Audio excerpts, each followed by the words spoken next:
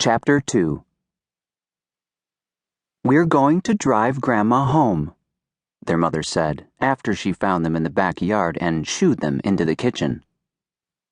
Ricky looked up from his plate of French toast. He pushed his glasses to the bridge of his nose and blinked. "What? Where?" "Grandma, home," she said. Their mother was tall and slim, still young, and wore a print summer dress and sandals. As she spoke, she leaned back against the counter with the sink behind her. She smelled of lotion and egg batter and cinnamon, and her face was strained. "We're going to drive Grandma home to Florida." Bobby glanced over at his grandmother. She was sitting at the table between him and his brother, but talk often floated around her as if she wasn't there. She was Hungarian. Her accent was heavy, and her English was slow and odd. She had come over from Hungary in the 1920s and said, "Windshield vipers." "Drive?" Bobby said, licking his fork and wondering what lay behind his mother's expression. Was it something he had done? Not coming in when she first called? Or hadn't he heard her on the phone that morning? Had his father said something to upset her? "Will our car even make it all the way?" he asked. "It stalls a lot and smells when it rains." "No, not Susabelle," she said. "Not our car. We're driving Grandma's car. She wants it down there with her." Bobby looked at Grandma longer this time. Her eyes were trained on his mother. Grandma's face was pouchy, wrinkled, hollowed since he'd last seen her months ago, and strange to kiss, like kissing a soft cloth bag, as he had to do every bedtime. Her skin was olive, like the circles he noticed under his mother's eyes. Was that a Hungarian thing? Would he get them too? "It's good on the road," his mother said, the Chrysler. Bobby had nearly forgotten about the big green car. It had been parked around the corner for 3 weeks, doing nothing because no one drove it.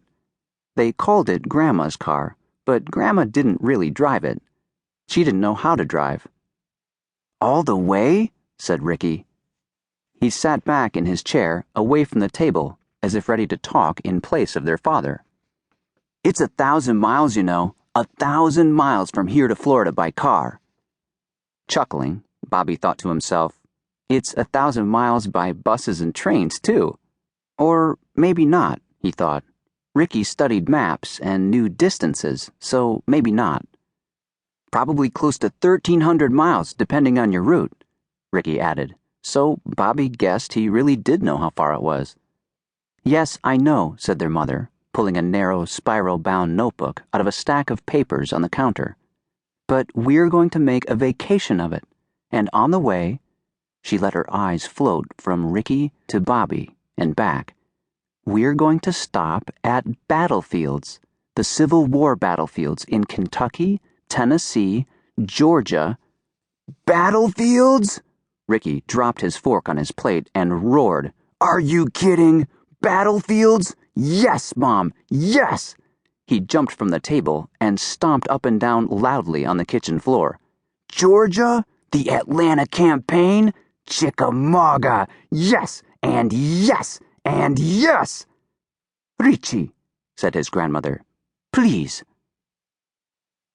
Battlefields, thought Bobby.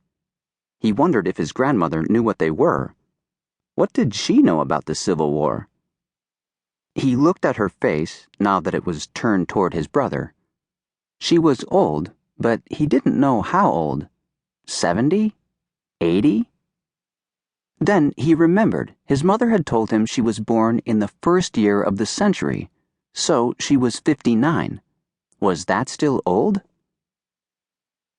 Grandma had arrived 3 weeks ago after being driven by a friend from Florida to visit Grandpa's grave in Youngstown.